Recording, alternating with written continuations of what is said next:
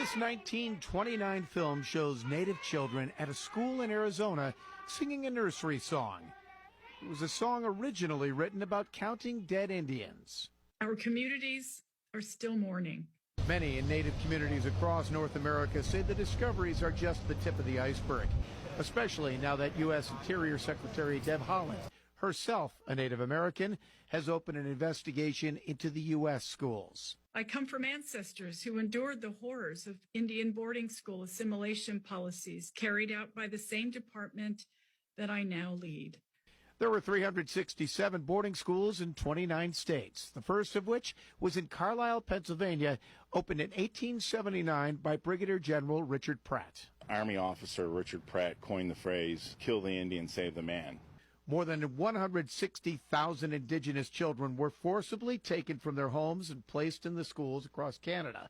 In the United States, the exact numbers are not known, but in 1925, there were nearly 61,000 children in boarding schools. The children were subjected to a variety of physical and psychological abuse. In 1990, the special advisor to the Canadian Minister of National Health and Welfare on child sexual abuse stated that in some schools, 100% of children were sexually abused. Dean Seneca teaches a course in Indigenous health disparities at UB. We've always known this. We've always known that there are these atrocities outside and surrounding these boarding schools.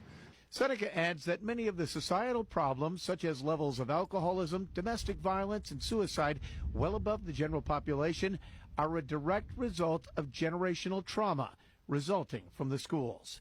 Schools including one right here in western New York, the Thomas Indian School on the Cattaraugus territory of the Seneca Nation. This is a building we walked into. Businessman J.C. Seneca showed me what remains of the school, which closed in 1958.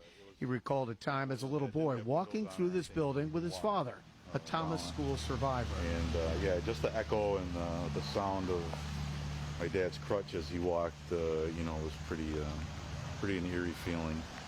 It has been renovated into the Peacekeepers Court building, and Seneca says it's important to keep it as a reminder because the echoes of the past abuse continue to resonate. Thomas School survivor Elliot Tallchief recalls that they were not even allowed to speak their native language. Using our language, they would line us up and take us to the shower. They would wash our mouth out with soap.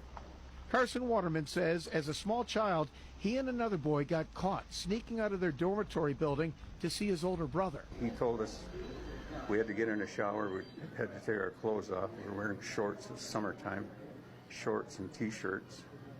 And he beat us with a rubber hose. We were 5 years old.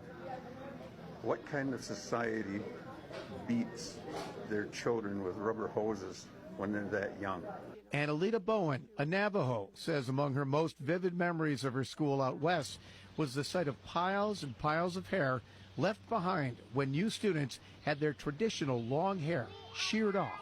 And all those yarn were laying all over, and then on this other side is all the Navajo boys had. The purpose or the policy was to assimilate us. Ripping the culture away from Native people. I mean, that was the whole goal.